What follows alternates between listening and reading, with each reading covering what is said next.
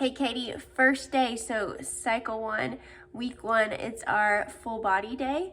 We're gonna start breath embrace with abdominal 360 breathing. So we're breathing into our belly, back and sides expansively. Breathe in. We're moving our waistband outward 360 degrees with our breath.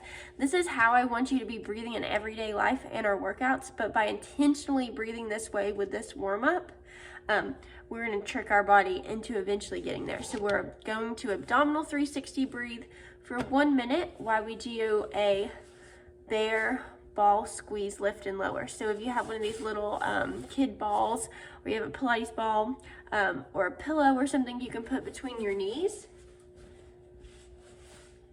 we're gonna do that breath with a flat back. Squeeze the ball, lift. Do that breath. Squeeze the ball, lift. Just working on that breathing pattern and these adductors by squeezing the ball as we lift. After a minute, if you want to do a warm-up, I have one listed here.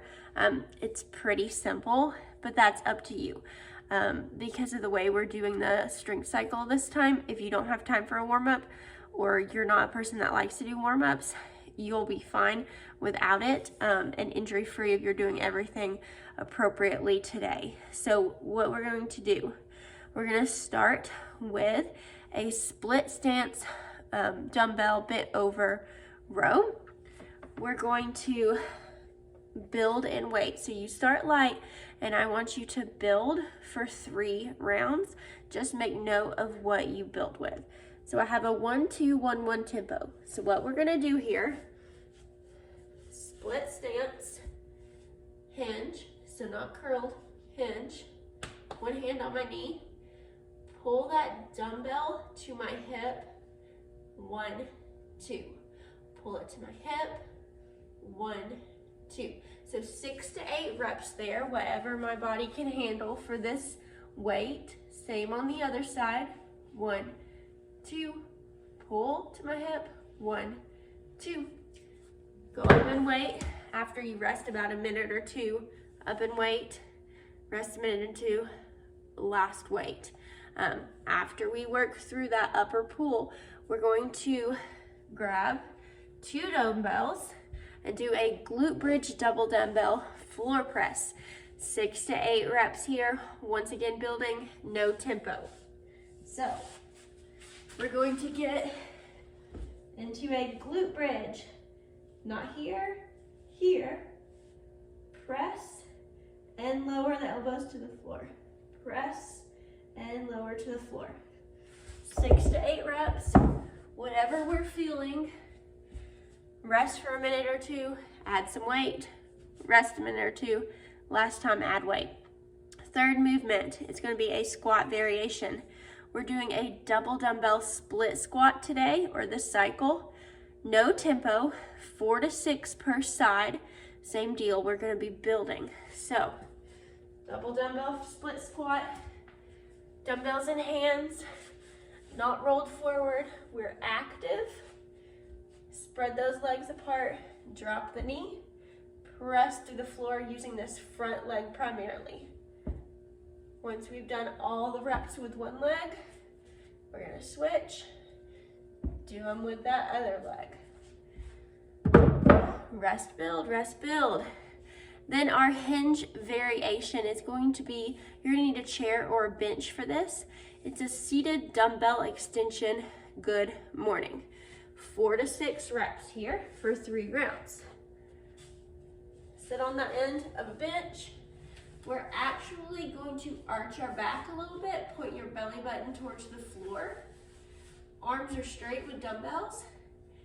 Hinge, hinge, hinge, hinge, until your hamstrings cannot, or you can touch the floor if you have good flexibility. I'm gonna press my feet through the floor to lift up. Hinge, hinge, hinge, hinge. Press my feet to the floor. 1, 2, 3. Press my feet through the floor. So 3 seconds down is part of that tempo on the seated good morning. Same deal, building each of our 3 rounds. That's just gonna help me gauge where we are with weight. Our last movement for the strength is a high rep finisher. Our high rep finisher this cycle is gonna be a banded Pallof press. You're gonna need a light band if you have like these red bands. Red is usually the light standard weight. Your bands may be a little different than that. What we're going to do is chest height, pull it to our chest. We have resistance, it's wanting to pull me, but I'm resisting against that, wide feet. And I'm gonna press out, straight line, not letting that band pull me towards the rig. I'm gonna work with my weak side first. Do it until I'm eventually getting pulled towards the rig. Once your body starts failing you and pulling you towards the rig, you're gonna stop. If you got 15, awesome. Do 15 on the other side. Take a 1 to 2 minute rest. This next round, you're going to do it with 4 less reps. So if you got 15 the first time, you're going 11 round 2, 11 each side, rest. And then that third time, you're gonna take away 4 more reps. So if you had 11 that second round, you're gonna do, math, 10, 9, 8, 7, that third round each side, right? After those strength sets, we have a little prenatal running conditioning. You're gonna need a box to work with today. So we're gonna start with 14 reps total, or 7 per side, lateral step ups. My goal is not to jump off this leg, but to press through the top leg. So 7 each side there.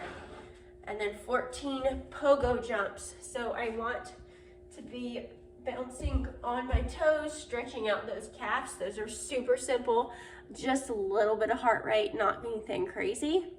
Then we're gonna do some modified Copenhagen planks. 7 each side, or 14 total. Top knee on the ground, bottom knee under. Just lifting up this leg, not. So 7 each side there. And lastly, we have 14 total table tops. Then we're going to do 10 total of each of those moves. And lastly, 6 total of each of those moves. Going at a pretty good pace, a little out of breath, working on that conditioning. Lastly, we're gonna end with some accessory work. It's 2 to 4 minutes, bottom of the squat blooming. So we're gonna sit at the bottom of a squat if we can, if we have that mobility. If you don't, you can get a couple pillows, stack it up under your butt and sit there.